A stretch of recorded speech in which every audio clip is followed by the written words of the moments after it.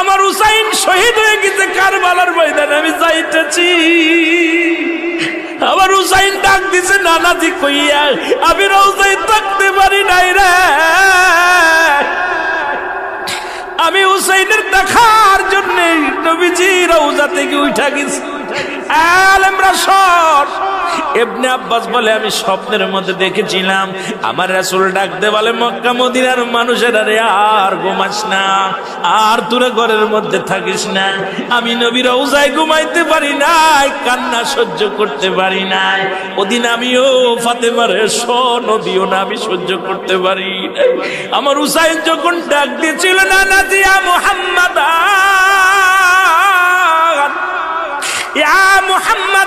যেদিন ডাক দিয়েছিল রে, সেদিন আমি নবী রওজা থেকে পাগলের মতো উঠে কারবালা পর্যন্ত চলে গিয়েছিলাম।